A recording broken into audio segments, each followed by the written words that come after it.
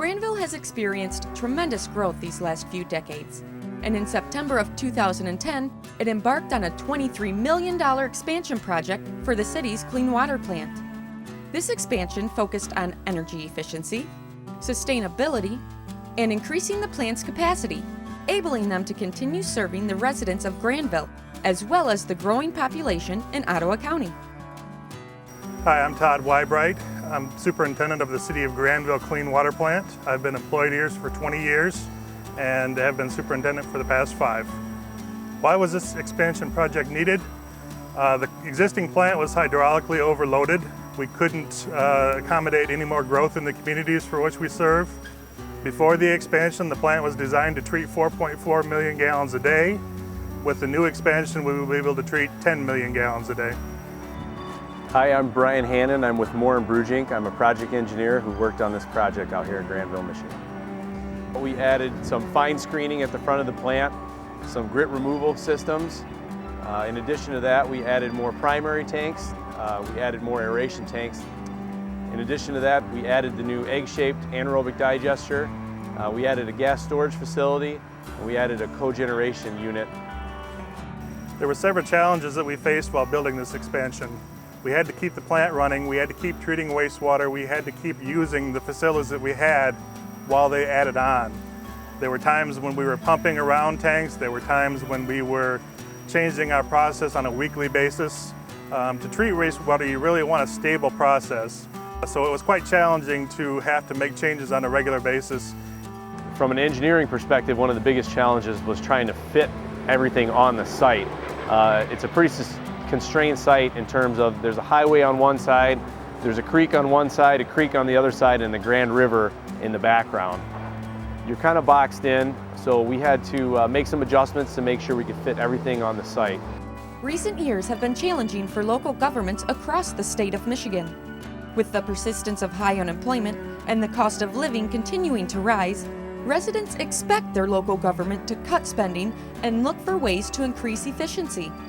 Due to the forward thinking of the partners involved in the Grandville Clean Water Plant and the innovations implemented in this project, not only will the Grandville residents see a decline in their utility rates, but the plant itself will save over $140,000 per year in electric and gas costs alone. The first thing that makes this treatment plant unique versus some of the other plants in Michigan is obviously the big egg-shaped digester that you see in the background here. The City Council was really good about wanting to put in the best technology that they could within reason and using that to help create a really sustainable process that uses energy in the most efficient manner to give the best product that you can get out of the wastewater treatment plant. Grandville's plant is using new and unique technology to treat wastewater and to remove the solids and nutrients. We take the nutrients and put them in an egg-shaped digester that, with constant heat and mixing, creates an agricultural fertilizer that can be reused for farm fields and distributed to local farmers. The benefit of this process is that it generates methane gas. We've developed a cogeneration unit where we run a generator and a hot water boiler that keeps the digester self-sustained.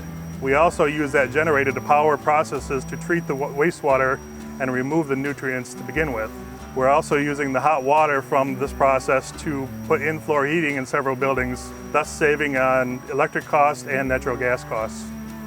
This project is beneficial to the residents of Grandville because ultimately it should help lower their sewer rates.